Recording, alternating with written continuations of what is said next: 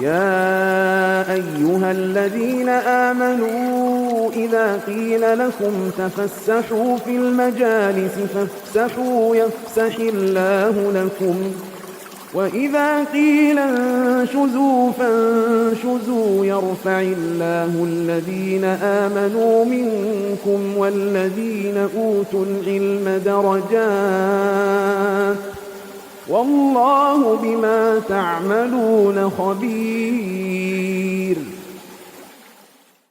اعلموا فإن أصدق الحديث كتاب الله وخير الهدي هدي محمد صلى الله عليه وسلم وشر الأمور محدثاتها وكل محدثة بدعة وكل بدعة ضلالة وكل ضلالة في النار. أما بعد. Bapak dan Ibu yang dimuliakan oleh Allah, alhamdulillah atas segala nikmat dan karunia yang Allah limpahkan kepada kita, wabil khusus nikmatul Islam dan nikmatul iman. Karena hanya orang-orang berimanlah yang kelak insyaallah akan dapat kesempatan di hari kiamat kelak untuk meminum dari telaga Nabi Muhammad sallallahu alaihi wasallam. Al-Haud atau telaga adalah sesuatu yang akan dimiliki oleh setiap nabi di hari kiamat kelak. Setiap nabi mereka di hari kiamat kelak memiliki telaga yang mana mereka akan berbanyak-banyak di dalam jumlah orang-orang yang dapat meminum dari telaga mereka. Setiap umat mereka berkesempatan untuk minum dari telaga tersebut. Dan telaga Nabi Muhammad SAW adalah sebuah telaga yang airnya lebih putih daripada air susu dan lebih manis daripada air madu, dan aromanya begitu wangi seperti wangi misk. Telaga Nabi SAW yang mana airnya berasal dari Al-Kautsar, sungai Al-Kautsar yang berada di dalam surga, yang mana dari sungai tersebut ke telaga Nabi SAW disalurkan melalui dua saluran, yang mana yang satu terbuat dari perak dan yang satu lagi terbuat dari emas. Telaga Nabi SAW memiliki luas yang amat luar biasa. Panjangnya perjalanan 1 bulan dan lebarnya perjalanan 1 bulan. Syekh Al-Utsaimin menyebutkan bahwa ini menandakan bahwa telaga Nabi SAW memiliki sudut-sudut yang sama, artinya kotak bentuknya, karena jarak perjalanan 1 bulan di panjangnya dan jarak 1 bulan di lebarnya. Perjalanan ini tidak diketahui perjalanan menggunakan apa. Namun jika perjalanan itu menggunakan kaki saja, berjalan kaki, maka panjangnya itu mungkin seperti jarak dari ujung Banten ke ujung Jawa Timur. 1 bulan perjalanan kaki, kurang lebih seperti itu. Akan tetapi tidak diketahui apakah panjang ini perjalanan kaki atau perjalanan menggunakan unta dan yang semisal dengannya. Karena di dalam hadis hanya disebutkan perjalanan 1 bulan di panjangnya dan perjalanan 1 bulan di lebarnya. Dan orang yang meminum dari telaga Nabi SAW la yawma minhu abada, tidak akan pernah merasa haus kembali. Jadi siapa yang minum tidak akan pernah merasa haus. Dan kerukan airnya itu seperti bintang di langit. Dan kemudian juga di antara sifatnya adalah orang yang meminumnya hanyalah orang-orang yang beriman. Dan di hari kiamat kelak ketika orang-orang hendak meminum, ada di antara mereka yang dilarang untuk minum dari air tersebut. Kemudian Nabi SAW berusaha membela mereka, mengatakan innahum minni, sesungguhnya mereka ini adalah berasal dariku, golonganku, umatku.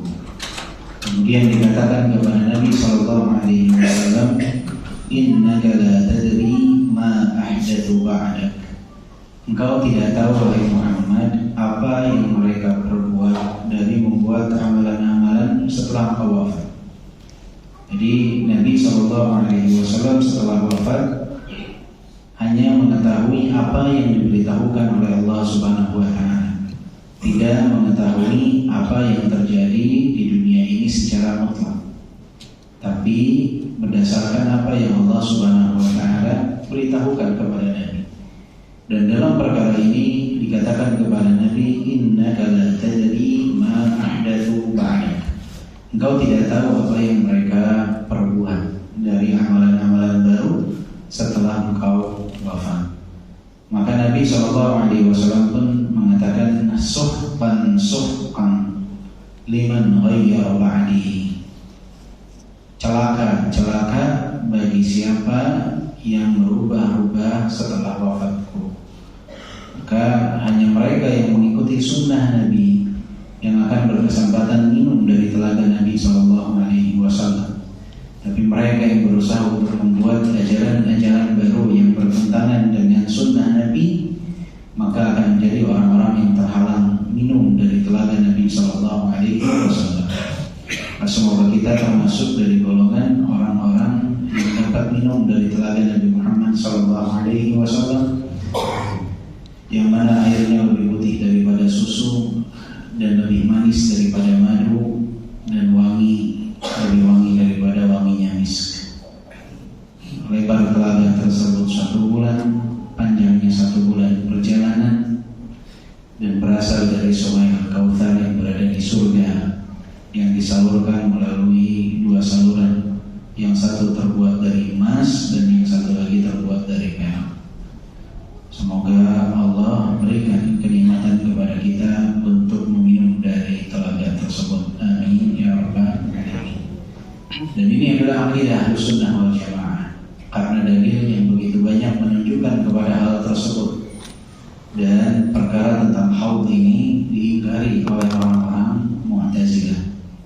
Maka penting bagi kita untuk mempelajari akidah kita, karena biasanya banyak orang yang menyusup di tengah-tengah kaum muslimin itu melalui penyimpangan di dalam perkara akidah.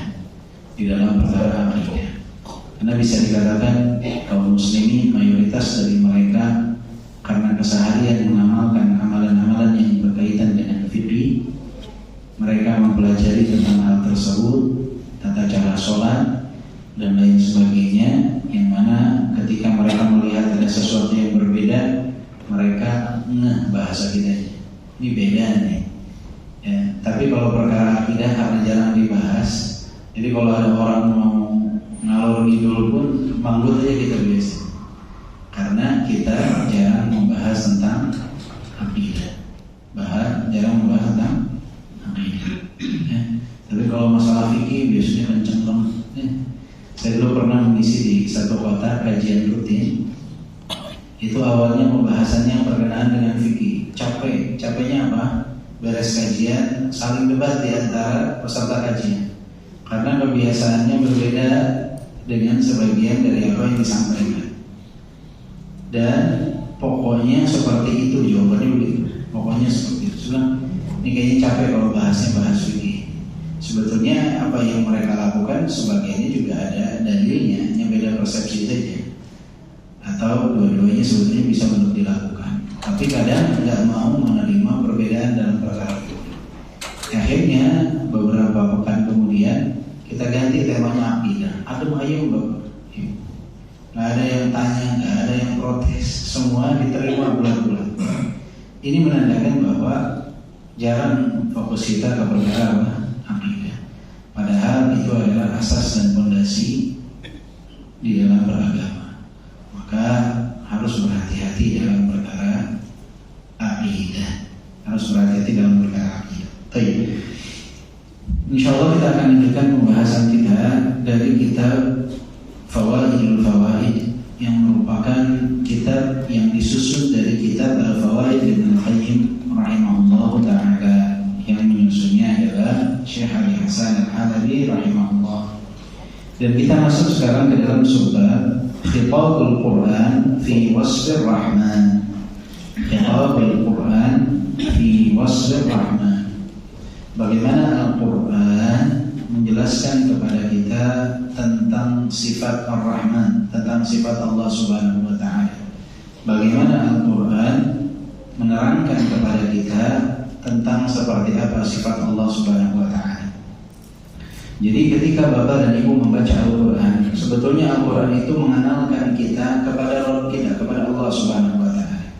Karena Allah Subhanahu wa taala di dalam firman-Nya menjelaskan kepada hamba-Nya tentang siapa Allah Subhanahu wa taala. Maka seorang muslim ketika membaca Al-Qur'an dia harus peka, berusaha mengenal Allah Subhanahu wa taala melalui firman-Nya. Karena yang paling mengetahui tentang Allah adalah Allah Subhanahu wa taala itu sendiri. Di sini disebutkan oleh Syekh Ibnu Qayyim, Imam Ibnu Qayyim rahimahullah, ta'ammal khitab al-Qur'an tajid malikan lahul mulku kulluh. Renungilah olehmu firman-firman Allah Subhanahu wa taala di dalam Al-Qur'an, maka engkau akan mendapati bahwasannya Allah Subhanahu wa taala adalah zat yang merupakan raja yang memiliki segala kekuasaan. Malikan lahul mulku kullu, raja yang memiliki seluruh kerajaan, seluruh kekuasaan. Kalau kita baca Al-Quran, kita akan dapati hal tersebut. Alhamdulillahi Rabbil Alamin, Rabb bagi seluruh alam semesta, raja bagi segalanya, Allah Subhanahu wa taala. Tidak hanya dalam kehidupan dunia, di akhirat semuanya. Maliki yaumiddin, raja di hari akhir. Jadi Allah adalah raja di segalanya. Allah adalah raja bagi segala. Walahul hamdu kullu, dan segala pujian adalah milik Allah Subhanahu wa taala. Tidak ada yang berhak mendapatkan pujian kecuali Allah Subhanahu wa taala. Sanjungan hanya milik Allah. Azimmatul umur kulluha biyadihi, kendali segala urusan ada di tangan Allah Subhanahu wa taala. Karena yang menakdirkan Allah, yang menentukan Allah Subhanahu wa taala. Semua ada di tangan Allah Subhanahu wa taala. Wa masdaruha minhu wa maradduha ilaihi. Semua perkara itu berasal dari Allah dan akan kembali kepada Allah Subhanahu wa taala. Ketika kita membaca ayat-ayat Al-Qur'an, kita akan dapati itu semua. Bahwa Allah adalah raja bagi segalanya. Alhamdulillah, segala puji hanya milik Allah Subhanahu wa taala. Pujian itu hanya milik Allah Subhanahu wa taala. Azimatul umur kulluha biyadihi, segala sesuatu itu dikendalikan oleh Allah Subhanahu wa taala. Allah yang mengatur segalanya. Allah yang menentukan segalanya. Allah Maha mampu melakukan segalanya. Wa 'ala kulli syai'in qadir. Allah Maha mampu untuk melakukan segalanya. Semua berasal dari Allah dan kembali kepada Allah. Inna lillahi wa inna ilaihi raji'un. Kita semua milik Allah dan kita akan kembali kepada siapa? Kepada Allah Subhanahu wa taala. Kita ini mendapat apapun semua hanya titipan, semua milik Allah Subhanahu wa taala. Berasal dari Allah, akan kembali pun kepada Allah Subhanahu wa taala. Mustawiyan 'ala sariri mulki, Allah beristawa di atas 'arsy. Kekuasaan Allah Subhanahu wa taala. Ar-Rahman 'alal 'arsy istawa. Ar-Rahman, Allah Subhanahu wa taala beristawa di atas 'arsy. Dan tidak perlu bertanya bagaimana. Imam Malik rahimahullah pernah marah ketika ada orang yang bertanya kaifa istiwa, seperti apa, bagaimana Allah itu beristiwa di atas arsy. Marah Imam Malik. Kata Imam Malik, al-istiwa ma'lum, yang namanya istiwa itu sudah diketahui seperti apa. Was-su'al majhul, dan pertanyaan ini tidak diketahui. Wal kaif majhul, dan bagaimana itu tidak diketahui. Wassualu anhu bid'ah, dan pertanyaan semacam ini adalah pertanyaan yang bid'ah, kata Imam Malik. Maka Imam Malik mengusir orang tersebut dari majelisnya Imam Malik karena berusaha untuk membagaimanakan sifat Allah Subhanahu wa taala. Bagaimana Allah Subhanahu wa taala beristawa di atas arsy? Tidak ada yang tahu, cukup diimani saja. Ar-Rahman 'ala 'arsy istawa. Allah beristawa di atas 'arsy. La takhfa 'alaihi khafiyatun fi aqtari mamlakatihi. Enggak ada sesuatu apapun yang tersembunyi di seluruh area kekuasaan Allah Subhanahu wa taala. Semuanya di bawah kekuasaan Allah, enggak ada yang tersembunyi sebetulnya. Enggak ada. Semua berada di bawah pengawasan Allah Subhanahu wa taala. Ar-Raqib, zat yang Maha mengawasi. Al-Alim, zat yang Maha mengetahui. Enggak ada yang tersembunyi. Itu mau apa di dalam lemari, di dalam kamar, semua Allah Maha mengetahui. Enggak ada yang tersembunyi. Tidak ada yang tersembunyi.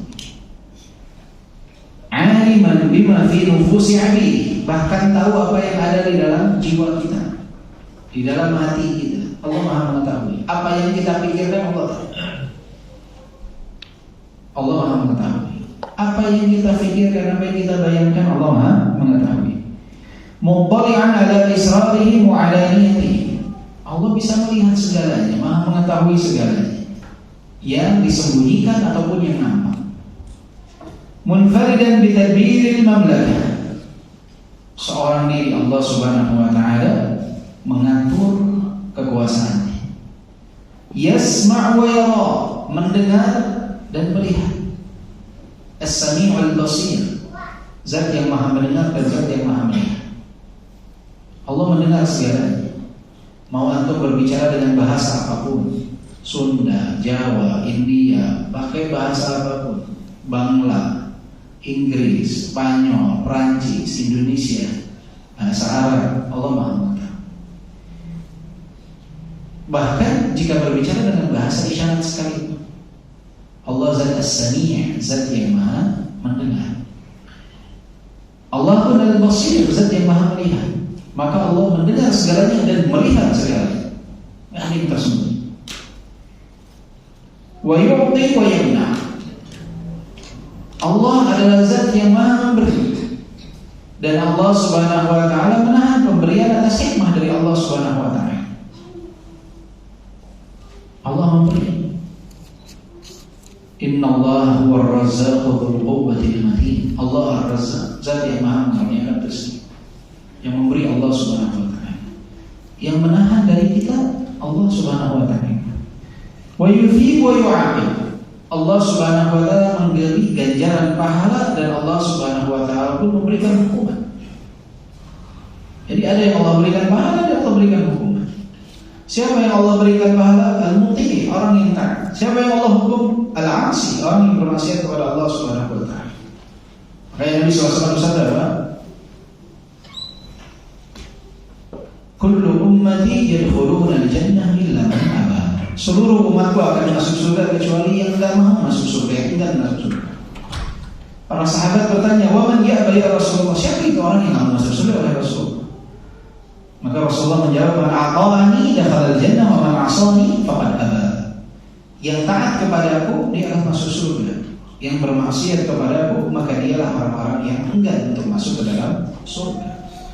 Mereka lah yang berhak mendapatkan azab Allah Subhanahu wa taala. Inna 'adzabi lasyadid, kata Allah.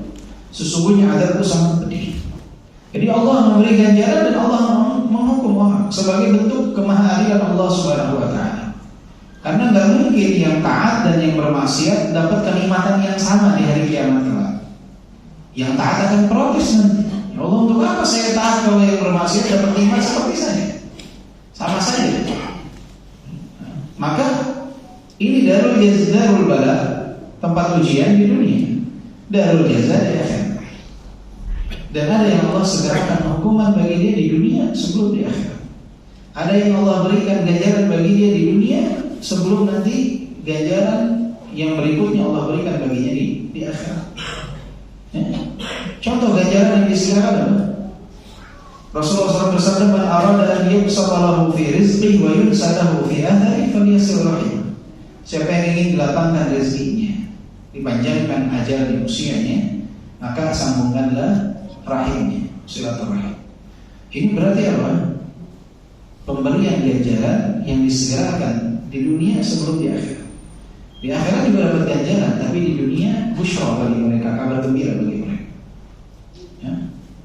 Thalathatun haqqun 'ala Allah 'aunuhum. 3 kelompok yang Allah yang dia berhak mendapatkan pertolongan Allah Subhanahu wa taala. Salah satunya apa?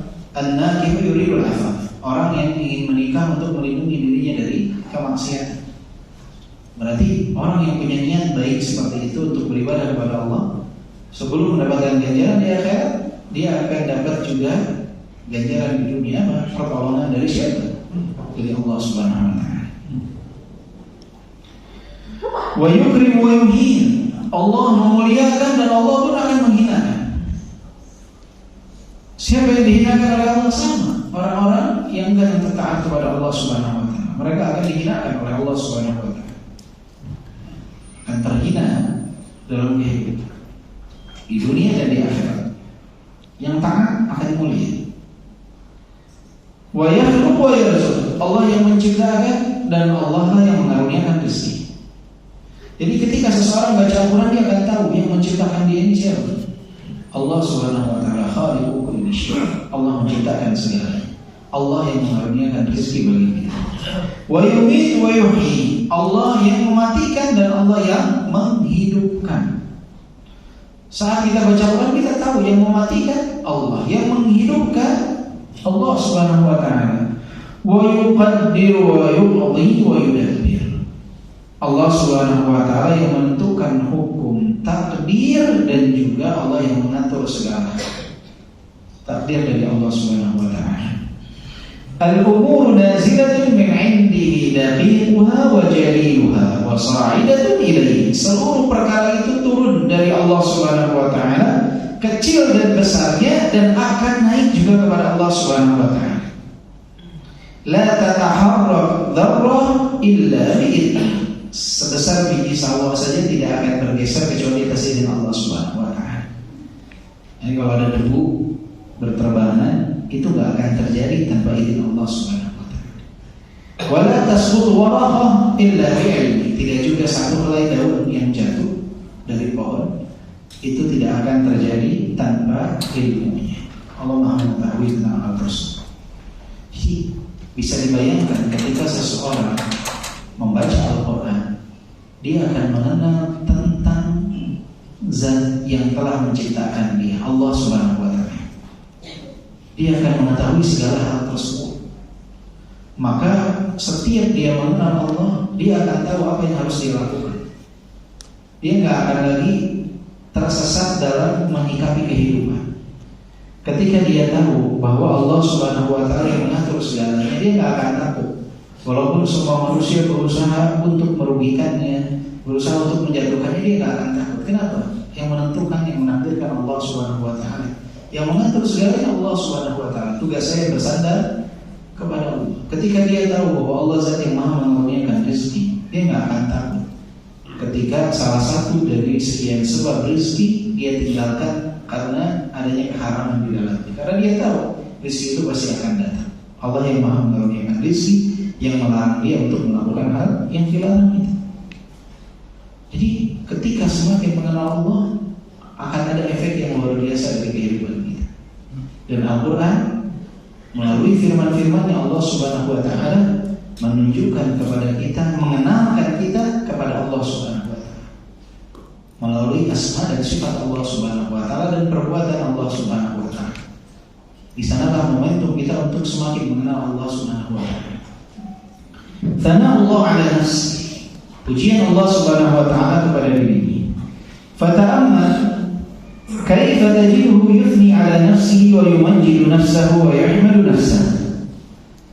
Maka renungkanlah bagaimana Allah Subhanahu wa taala memuji dirinya, mengagungkan dirinya, dan Allah Subhanahu wa taala bagaimana Allah Subhanahu wa taala memuji dan mengagungkan dirinya di dalam Al-Qur'an. Wa yansahu ibadah, dan menasihati hamba-hambanya. Wa yadulluhum ala ma fihi sa'adatuhum wa falahuhum wa yuraghibuhum fihi. Allah di dalam Al-Quran, ketika kita baca Al-Quran, Allah itu menasihati kita sebagai hamba-hambanya dan menunjukkan kepada kita kepada perkara-perkara yang dapat mendatangkan kebahagiaan bagi kita, kemenangan bagi kita, dan memotivasi kita untuk mendapatkan itu. Allah memotivasi kita untuk mendapatkan hal tersebut. Allah menggambarkan bagaimana keindahan surga bagi kita. Innal muttaqina mafazan hadaiqa wa a'naba wa kawa'iba atraba wa ka'san dihaqa. Allah gambarkan keindahan surga untuk motivasi kita. Ini jalan untuk mendapatkan apa? Kebahagiaan dan kemenangan. Allah motivasi kita untuk hal tersebut. Jadi Allah Subhanahu wa taala dalam Al-Qur'an itu banyak nasihat kepada kita, peringatan kepada kita. Wa yuhadziruhum mimma fihi halakuhum.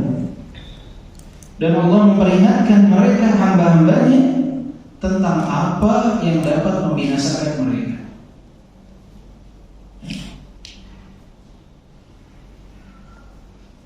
Allah memperingatkan kita banyak sekali. Al-Qari'ah, mal-Qari'ah, wa ma adraka mal-Qari'ah. Yawma yakunu an-nasu kal-farashil mabthuth wa takunu al-jibalu kal-'ihnil manfush. Allah ingatkan kita tentang hari kiamat. Fa idza ja'at as-sakhah yawma yafirru al-mar'u min akhihi wa ummihi wa abihi wa sahibatihi wa banihi likulli imri'in minhum yawma idhin sha'nun yughnihi. Ketika datang hari kiamat, orang tidak akan peduli itu bapaknya, kakaknya, adiknya, istrinya, anaknya. Semua punya urusannya masing-masing. Allah sudah ingatkan kita nih. Makanya kita ingin keluarga kita selamat, ya harus menanamkan nilai-nilai kebaikan bagi mereka. Sehingga nanti di saat momentum tersebut, yang Allah sudah peringatkan kita tentang hal itu, dan Allah tidak mungkin menyelisih janji. Innaka la tukhliful mi'ad. Engkau tidak menyelisih janji-Mu ya Allah. Ini akan terjadi, pasti akan terjadi. Maka kita sudah diperingatkan, maka berikan persiapan terbaik untuk mereka. Sehingga ketika nanti momentum kita jalan masing-masing, masing-masing dari kita bisa selamat dan bertemu di surga Allah Subhanahu wa taala. Karena ketika di padang mahsyar, momentum-momentum hisab, timbangan, berjalan di atas sirat, itu sesuatu yang sangat luar biasa. Allah telah peringatkan kita. Maka kita yang harus mempersiapkan hal tersebut. Allah memperingatkan kita tentang neraka, bagaimana hukuman di dalam neraka, bagaimana luasnya neraka. Luas neraka itu nggak sempit, luas sekali. Kan kita pernah bahas bahwa postur penduduk neraka itu Allah lipat gandakan. Beda dengan penduduk surga. Penduduk surga itu postur tubuhnya seperti Nabi Adam alaihissalam. Situ nanti sekitar 60 hasta, 30 meteran postur tubuhnya. Ya. Kalau penduduk neraka luar biasa. Kalau ada tempat duduk kata, jaraknya seperti Makkah dan Madinah. Tempat duduk penduduk neraka, giginya ini susah menunggu satunya. Susah penduduk neraka. Posturnya, jumlahnya banyak. Setiap 1999 dijelaskan dalam tafsir Ibnu Katsir tentang hal tersebut. Tapi dalam surat Qaf, ketika Allah bertanya, "Hal talati, apakah engkau sudah penuh wahai neraka?" Kata Sayyidina Allah, neraka menjawab, "Hal min mazid, ada lagi atau tidak ya Allah?" Berarti luar biasa momen tersebut. Ya. Di dalam surat Al-Hajj, ada yang bawa mushaf? Ada yang baca surat Al-Hajj ayat pertama dan kedua?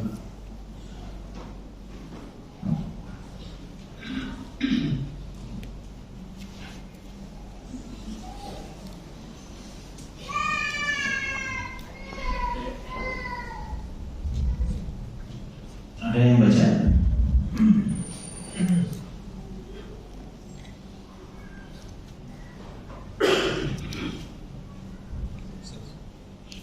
Yang kedua. Ayat 2. Baik. Bismillahirrahmanirrahim. Ya ayyuhan nasu ittaqu rabbakum. Inna zalzalatas sa'ati syai'un 'azim. يوم ترونها تذهل كل مرضعة عما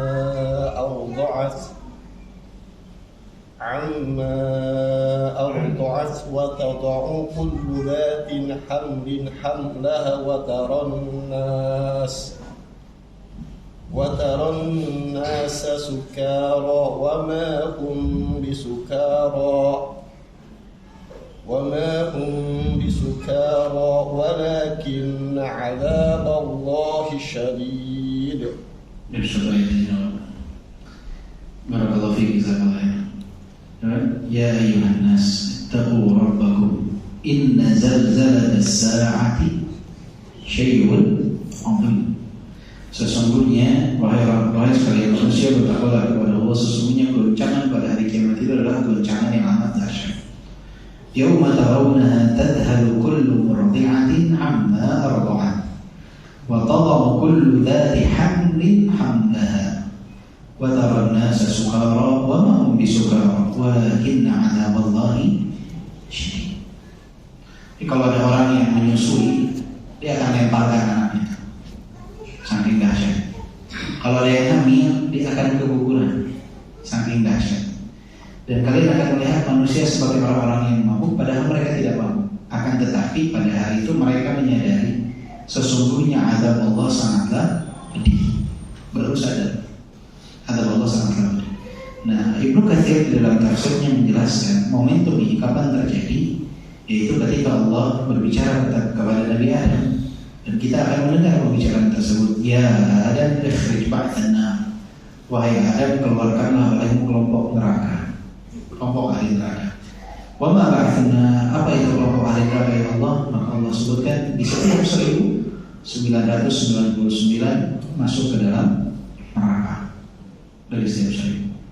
Disitulah kata Ibnu Katsir rahimahullah momentum yang Allah firmankan dalam ayat. Jadi kalau ada orang menyusui, dia akan lemparkan anaknya saking ketakutan, saking kagetnya.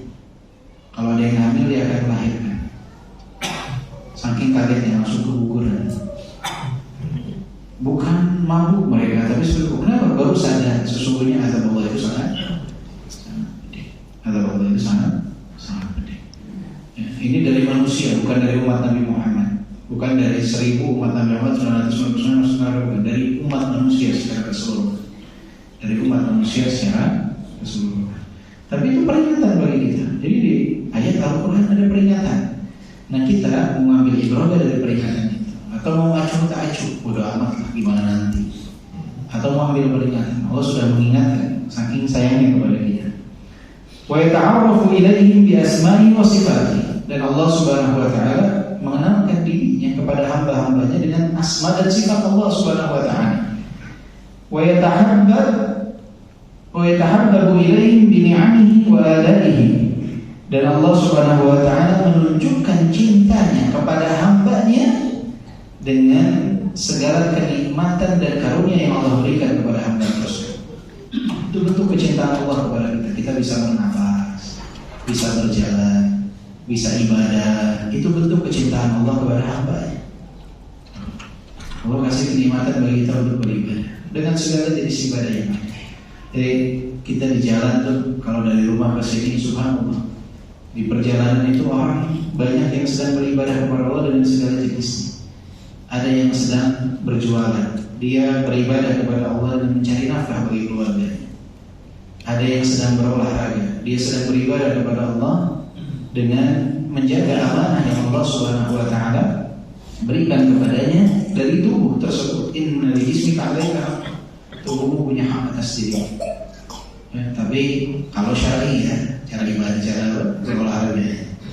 Ini subhanallahnya, masya Allah, tabarakallah, orang semua beribadah dengan jalannya masing-masing. Antum di sini beribadah kepada Allah dengan menuntut ilmu, hadir di majelis ini, nikmat yang Allah karuniakan kepada hamba-Nya, gambaran tentang kasih sayang Allah kepada hamba. Dan Allah tidak mendekatkan hamba kepada Allah kecuali orang yang Allah cintai. Ya, tanda kebaikan hamba itu dijadikan dia faham tentang masalah agama. Tanda kebaikan bagi seorang hamba. Man yuridillahu bihi khairan yufaqihu fid-din. Siapa yang Allah inginkan kebaikan atasnya, dijadikan dia faqih dalam perkara agama.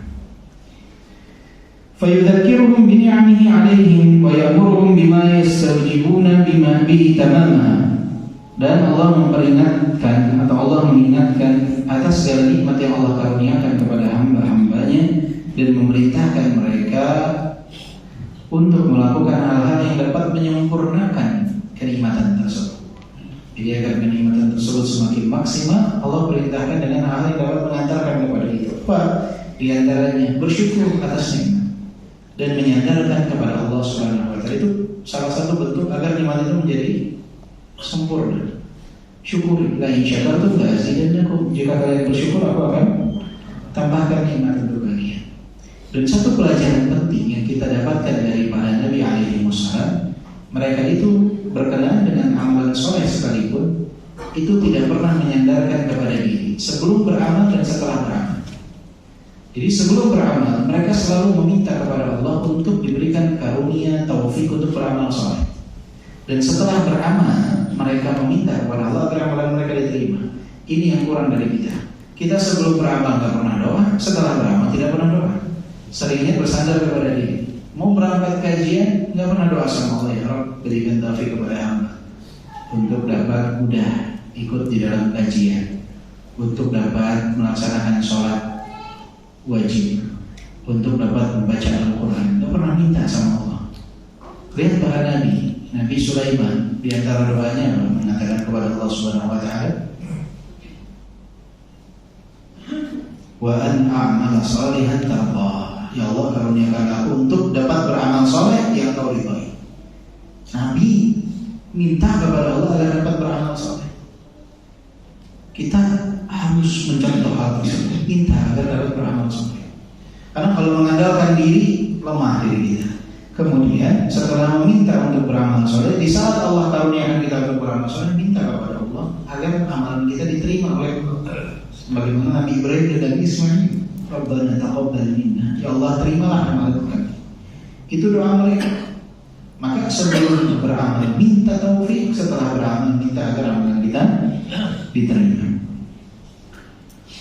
Wa yuhadziruhum min niqamihi. Allah pun memperingatkan dari kemurkaan Allah Subhanahu wa taala, wa yadhkiruhum bima a'adda lahum min al-karamah in ata'u wa ma a'adda lahum min al-'uqubah in 'asaw. Dan Allah memperingatkan hamba-hambanya apa yang Allah sediakan dari karamah Allah Subhanahu wa taala bagi mereka yang taat jika taat kepada Allah, dan apa yang dipersiapkan dari hukuman in 'asaw jika mereka bermaksiat kepada Allah. Wa yukhbiruhum bi san'ihi fi awliyaihi wa a'da'ihi wa kaifa kanat 'aqibatu haula'i wa haula'i.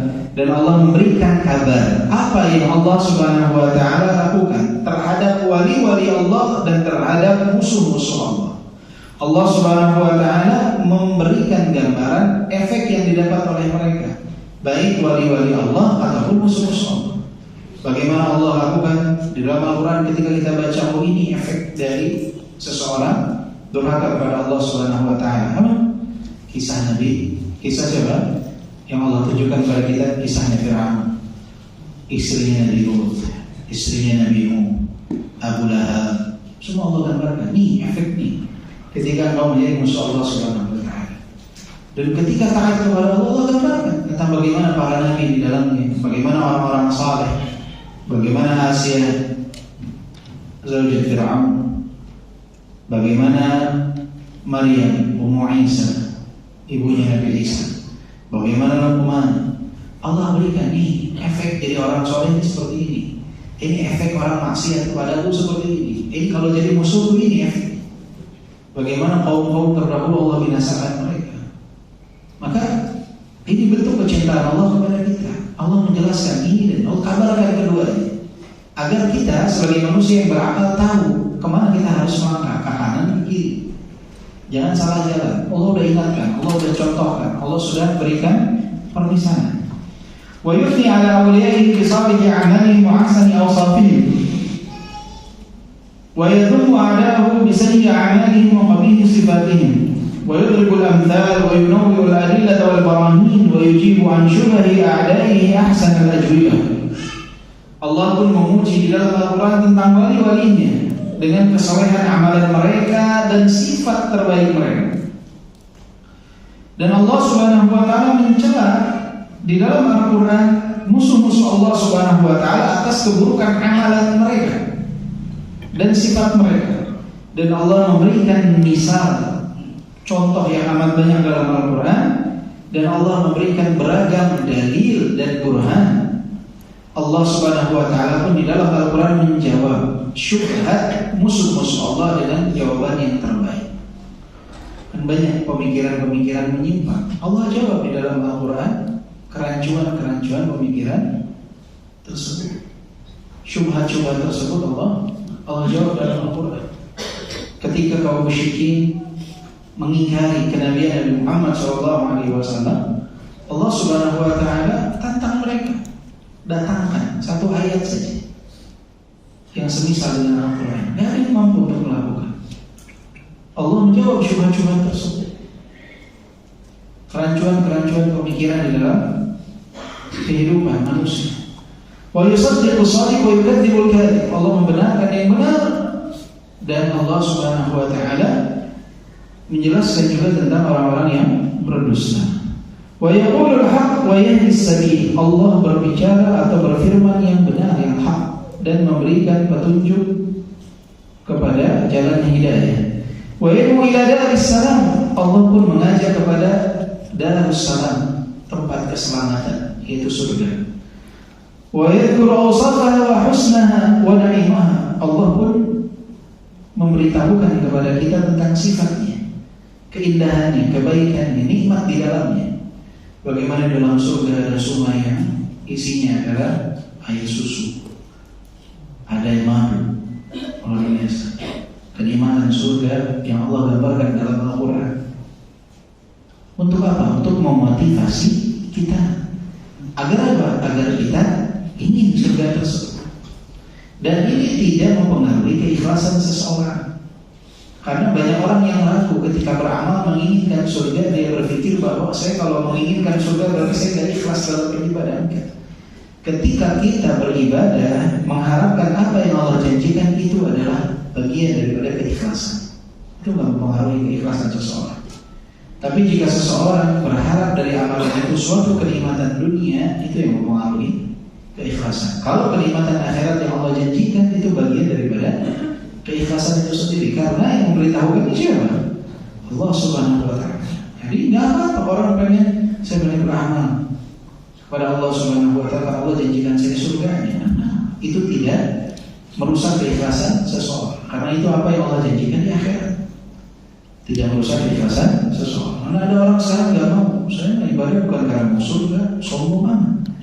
Padahal Allah sudah memberitahu, saya ibadah bukan takut neraka, saya nggak takut sama neraka surga.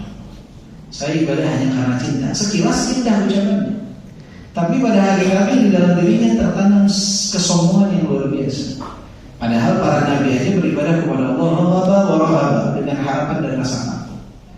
Padahal Allah memperingatkan tentang neraka, memotivasi kita untuk masuk ke dalam surga. Apa kira-kira Pak? Walillahi al-mathalul a'la untuk mendekatkan pengumuman. Kalau punya anak, Bapak bilang, nah, kamu kalau lulus ujian, Bapak belikan sepeda.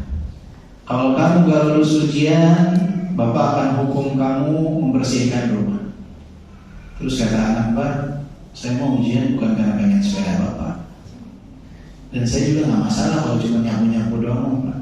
Saya mau lulus ujian karena sebagai bentuk saja ketaatan kepada Bapak. Kira-kira kita gedek bener gitu. Anak sombong banget ya. Kan kalau anak itu anak yang baik, dia akan bilang, Masya Allah, jazakallah khair Pak. Insya Allah Pak, saya akan berusaha semaksimal mungkin. Semoga sepeda yang Bapak janjikan dapat memotivasi saya. Kan enak ya. Nah, kita aja manusia yang tidak memiliki apapun, itu tidak senang mendengar nada-nada kesombongan seperti itu. Walillahi al-mathalul a'la, hanya untuk mendekatkan pemahaman. Allah dalam Al-Quran memperingatkan tentang neraka, memberikan motivasi tentang surga. Maka tidak layak manusia itu ketika beribadah kepada Allah kemudian tidak ada pengharapan atas nikmat-nikmat yang Allah janjikan. Itu sesuatu yang sangat menyeramkan. Dan harus ada rasa takut kepada Allah, takut atas hukuman Allah Subhanahu wa ta'ala. Wa yuhadziru min daril bawar. Allah memperingatkan tentang darul bawar, tentang neraka. Wa yadhkuru 'adabaha wa qabihaha wa alamaha. Allah pun menyebutkan di dalam Al-Quran tentang adabnya, kehinaan di dalamnya, kerusakan di dalamnya. Wa yudzakiru ibadahu faqrahum ilaihi wa shiddata hajatihim ilaihi min kulli wajh. Allah pun mengingatkan hamba-hambanya tentang kefakiran mereka di hadapan Allah, dan mereka ini butuh sama Allah Subhanahu wa taala. Kita ini gak punya apapun, lahir dalam keadaan tidak memiliki apapun. Tapi atas karunia Allah Subhanahu wa taala, Allah tanamkan kasih sayang kepada orang tua kita, sehingga orang tua kita mau mengurusi kita. Bayi yang lemah, yang tidak bisa melakukan apa-apa, diberi makan, diberi pakaian, sedikit dari rahmat Allah Subhanahu wa taala yang dialurkan ke bumi ini, sehingga ada orang tua yang mau mengurusi bayi. Nggak punya apa-apa, kita fakir, miskin, meninggal pun nggak bawa apa-apa, hanya dibalut kain kafan, nggak punya apa-apa. Jadi miskin. Minha khalaqnakum wa fiha nu'idukum wa minha nukhrijukum taratan ukhra. Allah menjelaskan dalam Al-Quran, dalam firman-Nya, kefakiran kita nggak punya apa-apa. Rezeki semua dari Allah Subhanahu wa taala. Wa annahum la ghina lahum 'anhu tarfat 'ain. Kita ini nggak akan bisa cukup berdiri sendiri itu walau sekejap aja, nggak akan mampu. Nggak akan mampu tanpa pertolongan Allah Subhanahu wa taala. Wa yadhkuru ghinahu 'anhum 'an jami'il mawjudat. Allah pun menyebutkan tentang kemahakayaan Allah Subhanahu wa taala dari seluruh apa yang ada. Allah saja yang maha kaya. Wa annahu al-ghaniyyu bi nafsihi 'an kulli ma siwa wa kullu ma siwahu faqirun ilaihi bi nafsihi. Jadi Allah adalah zat yang maha kaya dari selainnya, dan selain Allah fakir, miskin, nggak punya apa-apa. Mau antum raja dari sebuah negara pun miskin di hadapan Allah Subhanahu wa taala. Nah, antum lihat bumi di gambaran galaksi Bima Sakti aja nggak kelihatan. Bumi aja nggak kelihatan, apalagi diri kita. Si bumi aja nih yang belum kita arungi seluruhnya nggak kelihatan di dalam galaksi Bima Sakti. Di langit pertama ada berapa galaksi? Di galaksi Bima Sakti aja nggak kelihatan si bumi. Mungkin titik, itu juga karena untuk diketahui saja ada bumi di sana. Dibanding alam semesta yang begitu luas, dan langit 7 lapis. Apa yang kita sombongkan? Apa yang kita angkuhkan? Tidak ada. Bumi kecil. Bumi sama matahari berapa perbandingan? Matahari lebih luas dari bumi berapa kali lipat? 1.300.000 kali lipat. Matahari jaraknya aja jauh, jadi kelihatannya kecil. Sirius yang Allah sebutkan, wa annahu huwa rabbus syi'ara. Allah memilih bintang asy-syi'ar, bintang Sirius, lebih besar daripada matahari 8 kali lipat. Berapa lebih besar dari bumi? Berarti 10.400.000 kali lipat. Bintang banyak, ada yang lebih luas 9 miliar kali lipat daripada bumi. Semua di galaksi Bima Sakti itu. Ada berapa bintang di dalamnya? Nggak terhitung. Ada berapa galaksi? Banyak. Langit pertama semua. Langit ada berapa lapis? 7 lapis. Perbandingan langit yang 7 lapis dengan bumi, dengan kursi Allah Subhanahu wa taala seperti cincin yang dilemparkan di tengah padang pasir. Dan perbandingan kursi Allah dengan arsy Allah seperti cincin yang dilemparkan di tengah padang pasir. Terus kita mau sombong apa? Disombong. Petang-petang petang-petang. Kita harus dengar nasihat Malik bin Dinar kepada siapa? Al-Muhalla.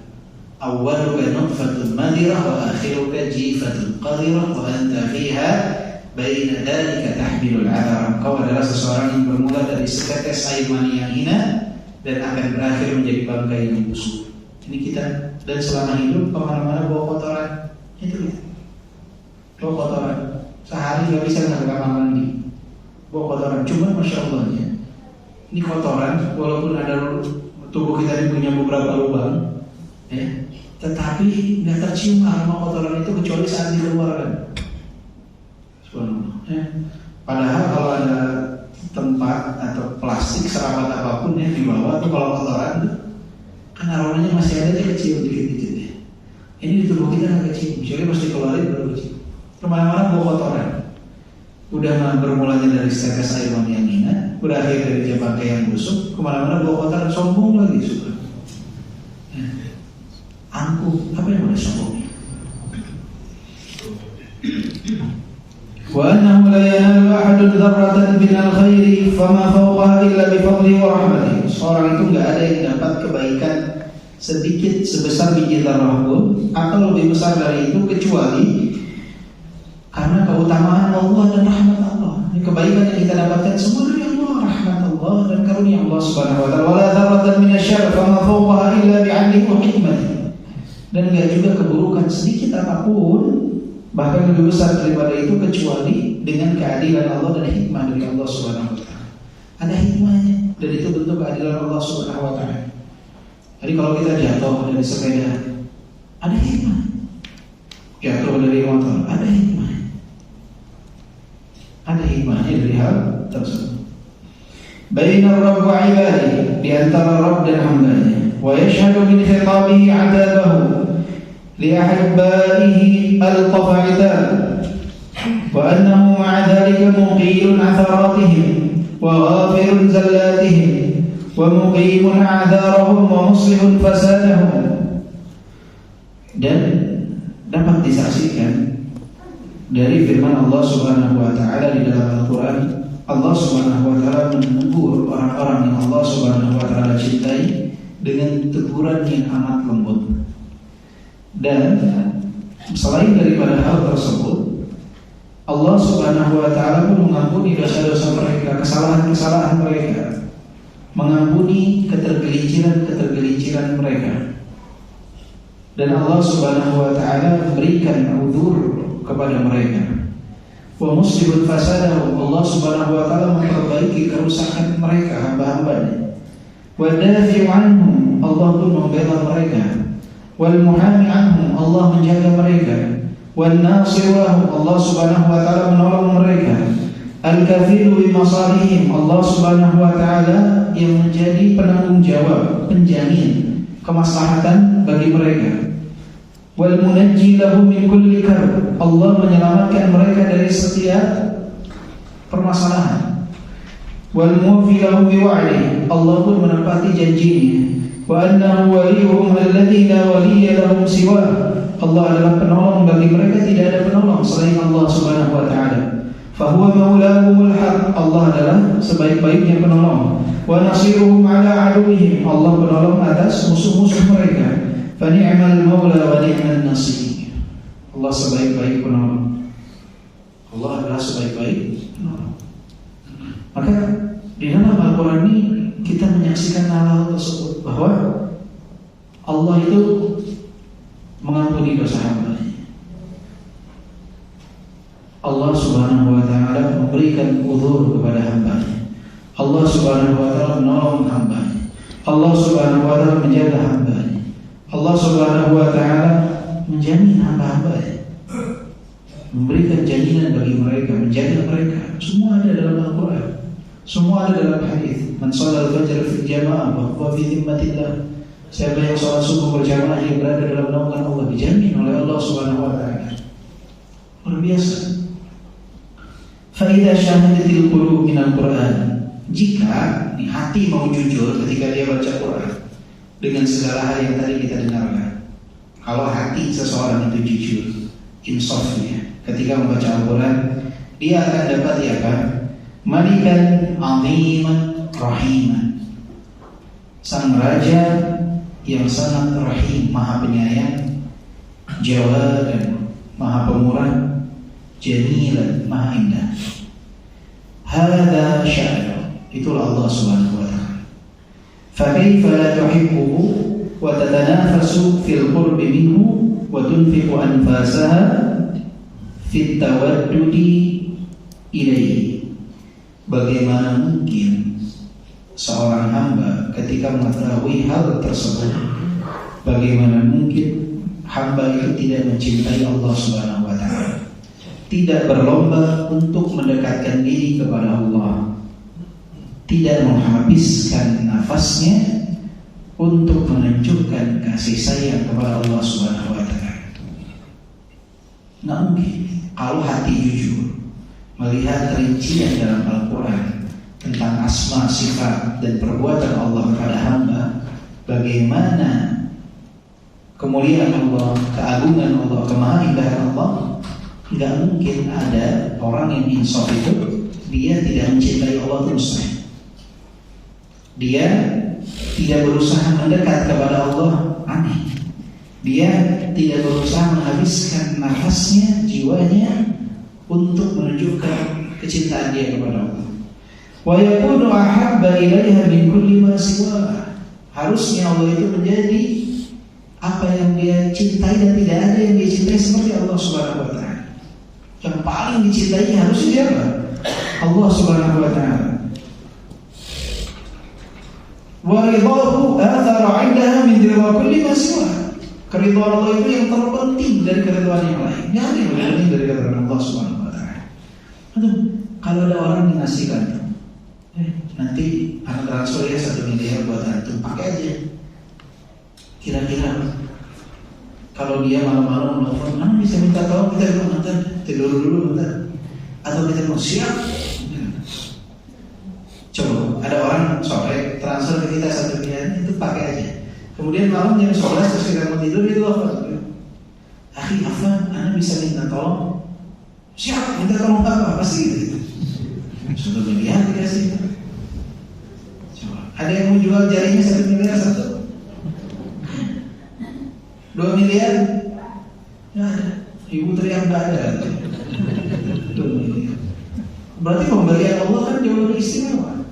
Tapi giliran Allah panggil, ntar dulu. Begitu. Allahu Akbar. Tanggung nih, ada tamu. Tanggung ada apa? Ada pelanggan. Tanggung. Subhanallah. Kan kalau hati jujur, bersih, nggak mungkin dia nggak cintai Allah dari sadar. Ridho Allah itu pasti dia lebih utama. Nggak peduli dia ridho manusia.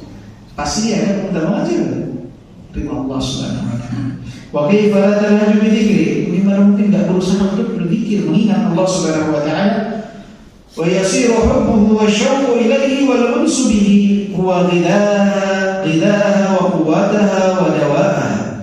Dan akhirnya kecintaan kepada Allah, kerinduan kepada Allah dan kenyamanan untuk selalu bersama Allah Subhanahu wa taala itu akan menjadi makanannya, kekuatannya dan obat bagi dia. Jadi rindu dia itu akan jadi motivasi dia untuk menjalani kehidupan sesuai apa yang diridhoi oleh Allah Subhanahu wa taala. Cinta dia kepada Allah Subhanahu wa taala itu menjadi kekuatan dia. Keridhaan Allah yang dia cari akan menjadi motivasi dia dan obat dia. Jadi di saat dia sakit, dia ingat bahwa dia ini cinta kepada Allah Subhanahu wa taala. Penyakit ini adalah ujian dari Allah. Maka itu akan jadi obat dia. Ketika dia jatuh di dalam berikhtiar dalam mencari nafkah, dia akan ingat bahwa ini adalah cara dia untuk mencari keridhaan Allah Subhanahu wa taala. Maka itu akan menjadi sumber kekuatan dia. Kecintaan, rasa rindu kepada Allah Subhanahu wa taala dan kenyamanan untuk bersama Allah Subhanahu wa taala ini akan menjadi makanan, motivasi, obat, kekuatan bagi seorang hamba. Ini jadi sumber kekuatan dia. Karena dia cinta kepada Allah Subhanahu wa taala. Dan cinta kepada Allah ini bukan cinta seperti makhluk dengan makhluk, tetapi cinta kepada Allah itu cinta yang disertai dengan ta'zim, pengagungan kepada Allah. Berbeda. Bukan cinta laki-laki kepada wanita yang memiliki nafsu wanita kepada laki-laki, tidak. Cinta yang berlandaskan pengagungan kepada Allah Subhanahu wa taala. Bihaitsu in faqadat dzalik fasadat wa halakat wa lam tantafi' bi hayatiha. Dan jika kehilangan itu semua, maka akan rusak, hancur, binasa dan tidak bermanfaat di dalam kehidupannya. Kehidupannya akan manfaat bagi dia kalau dia tidak mencintai Allah Subhanahu wa taala. Nah, Bapak dan Ibu sekalian, apakah di saat kita membaca Al-Quran kita berusaha menyelami hal-hal ini, mengenal Allah melalui asma, sifat dan perbuatannya? Kalau kita betul-betul meresapi hal ini, kecintaan kepada Allah itu akan menjadi kecintaan terbesar dalam diri kita. Gak akan kita mencintai makhluk lebih besar dari kecintaan kepada Allah. Dan ketahuilah, penyakit terparah itu bukan kanker.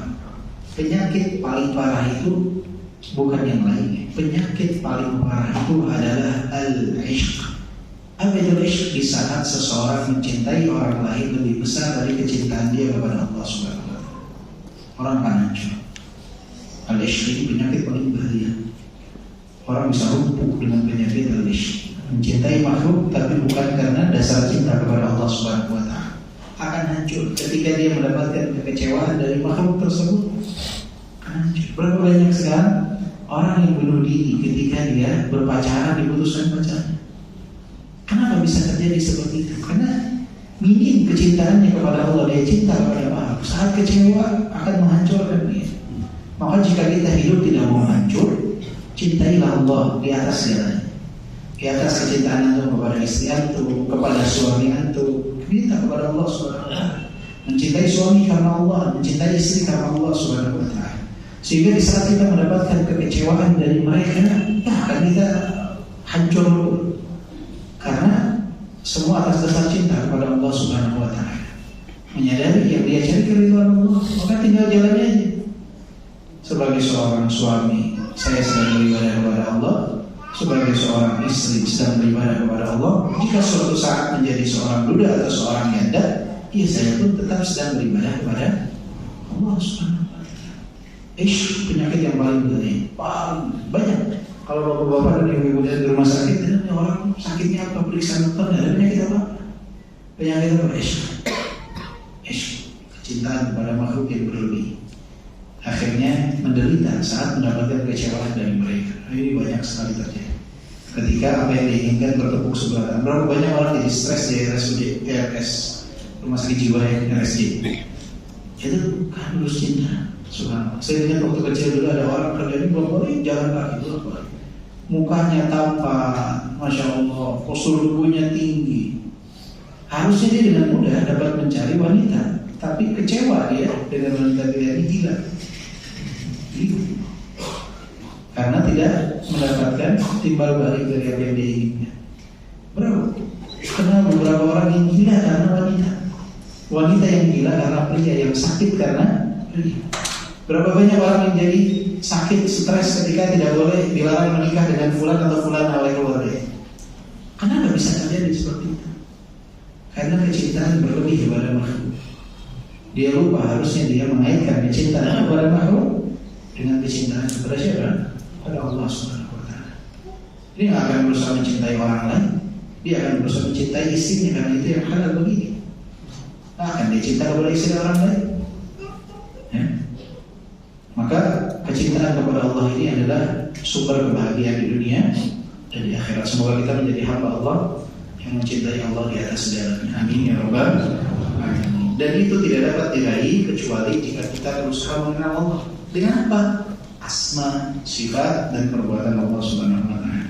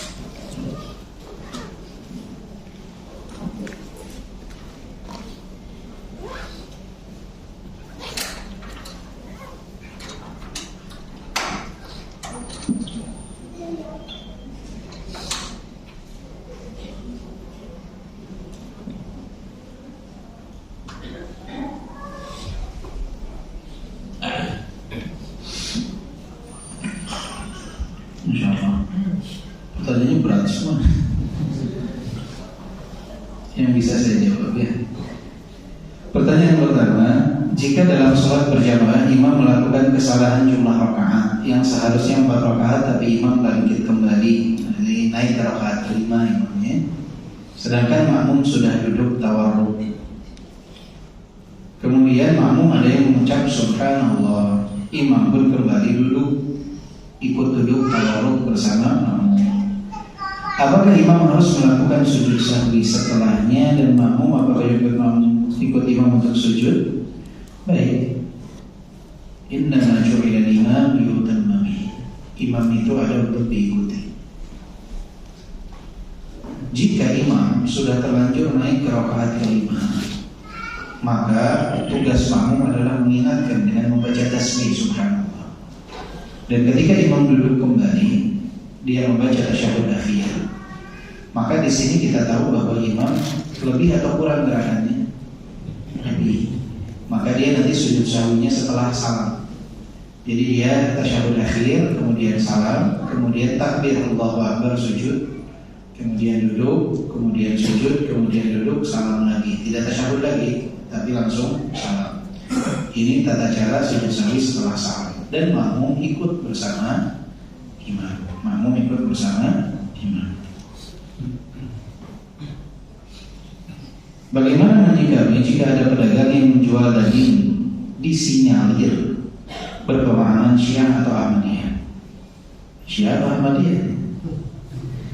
Apakah barang dagangannya haram untuk kita beli untuk dimakan dengan kekhawatiran proses penyembelihannya tidak sesuai syariat?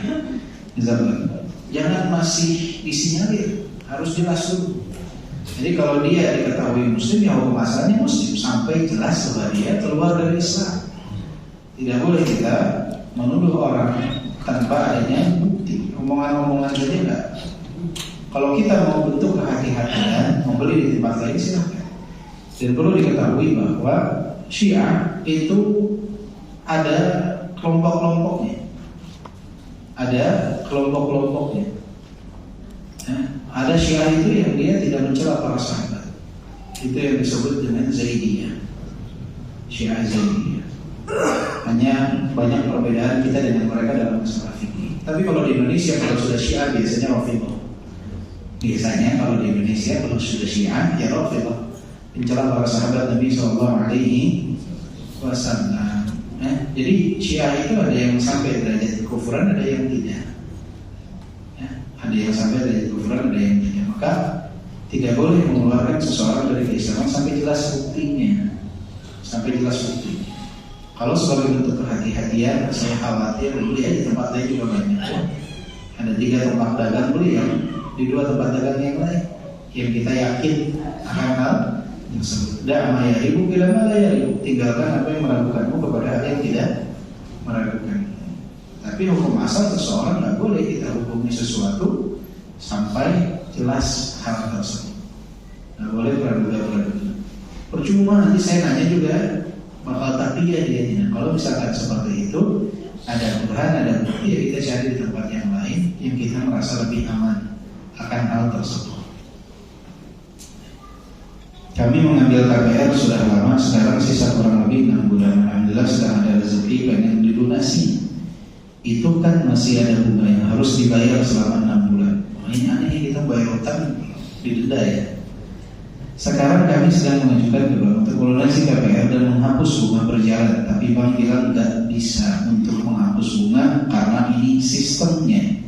Sekarang saldo rekening sengaja dikosongkan supaya bank tidak memotong, sengaja mau dimacetkan pembayaran cicilannya sampai bank meng-ACC untuk menghapus bunganya. Pengajuan seperti ini bagaimana? Kalau menurut dengan macet pasti bank akan melopor dan menyangka perihal tersebut. Selama ini kami tidak pernah terlambat karena ada rezeki pengen dilunasi tanpa bayar bunganya. Ya, kalau saran saya segera untuk dilunasi, segera untuk dilunasi, segera untuk diselesaikan urusannya dengan bank tersebut. Kalau secara sistem Allahu a'lam, saya kurang memahami tentang hal tersebut. Nanti bisa ditanyakan kepada yang lebih memahami konsekuensi dari setiap pilihan.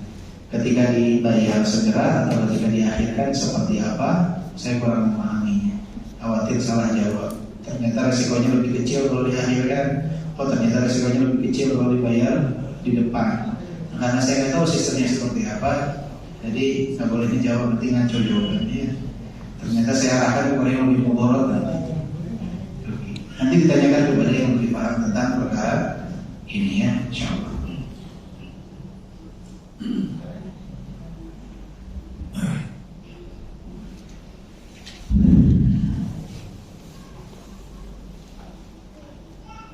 Saya kurang terkait hadis berikut dhaif atau sahih, saya kurang hafal, tapi maknanya kurang lebih yang pertama menutup bejana atau tempat air karena ada satu malam dalam satu tahun penyakit turun pada malam hari itu. Ada yang bilang malam tersebut pada bulan Desember ini.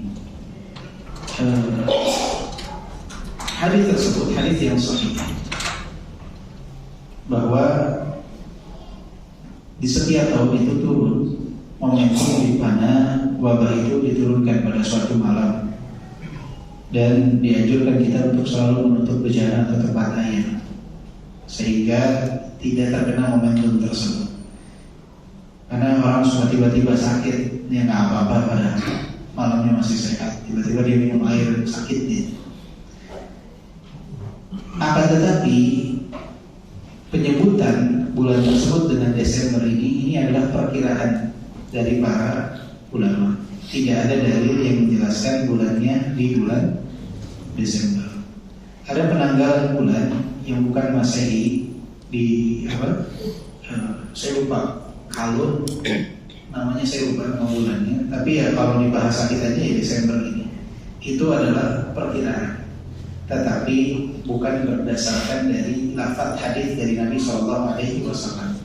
Di dalam lafaz hadisnya hanya disebutkan satu malam di setiap tahun akan turun wabah, tetapi tidak disebutkan di bulan apa.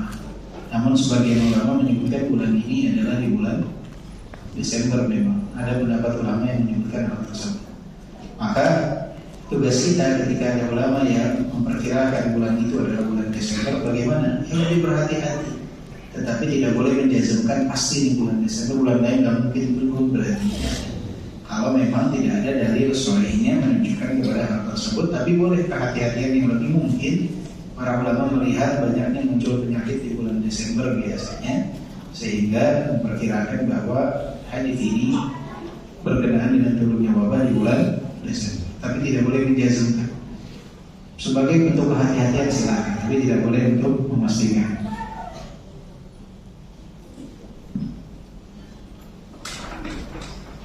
Kita dilarang membuang air panas sembarangan seperti di kamar mandi atau wastafel atau tempat cuci piring karena hal tersebut mengganggu jin yang berada di sana.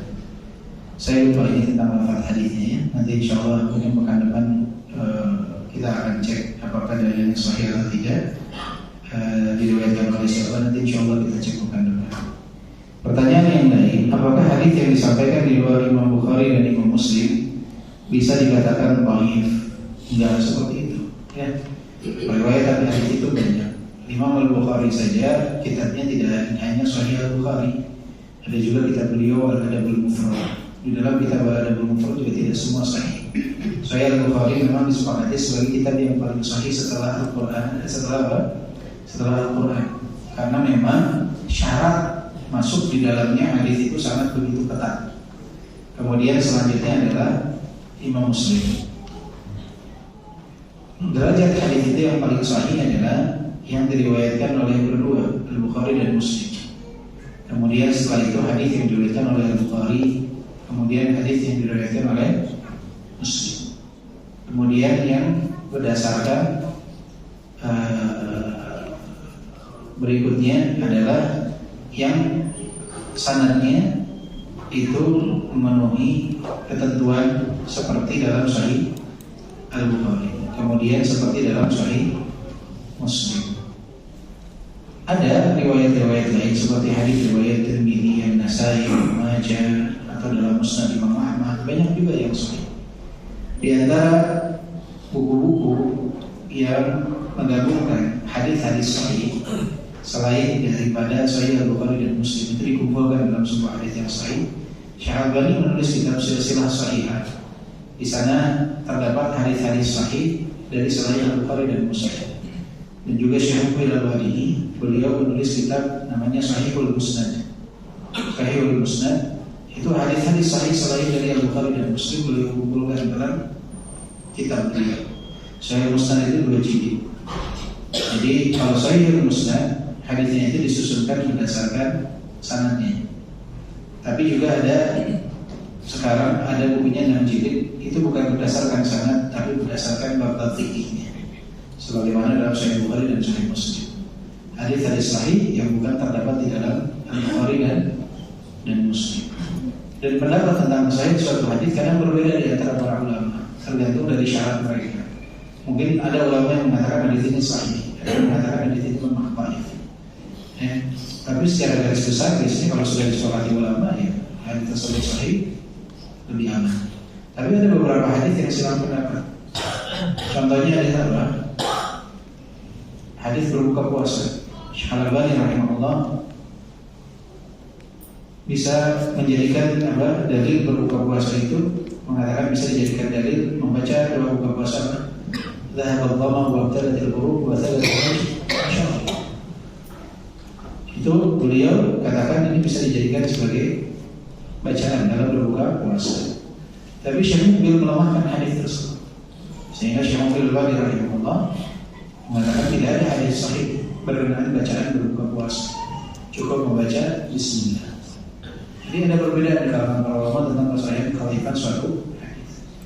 Kita sementara taklid dulu saja, sambil kita mempelajari tentang ilmu hadis. Yang mana hadis yang sahih, mana yang dhaif, mana hadis yang maudhu, yang palsu. Mempelajari itu butuh waktu, kesabaran. Maka sekarang amannya kalau di zaman sekarang tuh lihat hadis dari Bukhari Sahih Muslim.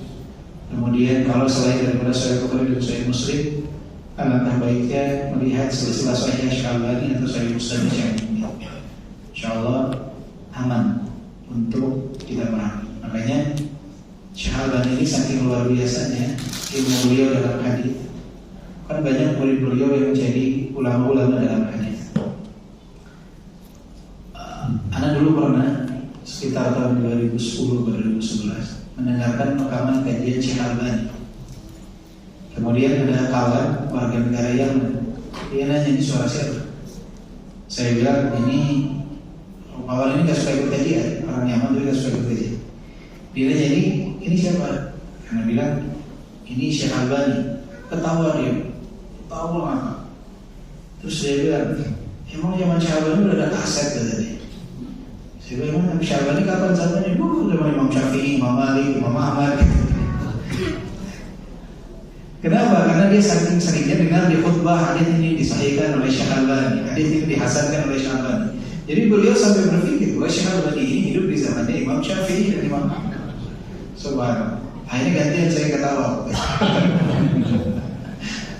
Saking luar biasa rahimahullah rahmatan wasi'ah. Ya, berkah ilmunya sampai orang mengira beliau hidup di zaman Imam Syafi'i dan Imam Ahmad bin Hanbal.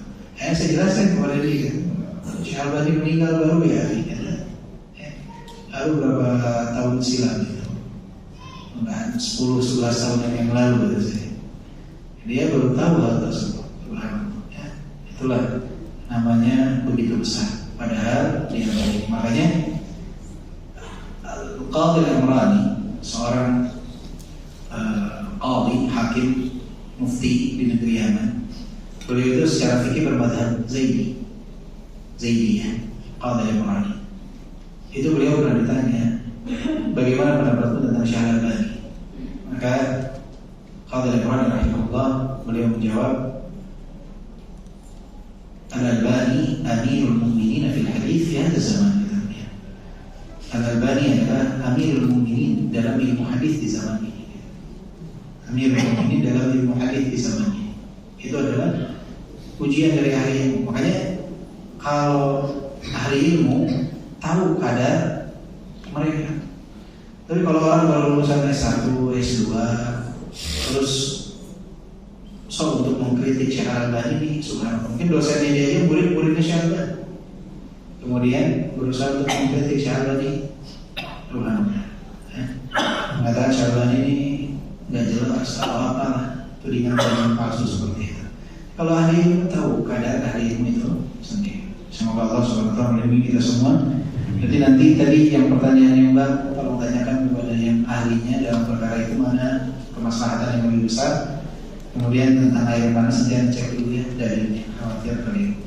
Kita tutup dengan doa kafaratul majlis. Subhanallah wa bihamdika, asyhadu an la ilaha illa anta, astaghfiruka wa atubu ilaik. Alhamdulillahirabbil alamin. Assalamualaikum warahmatullahi wabarakatuh.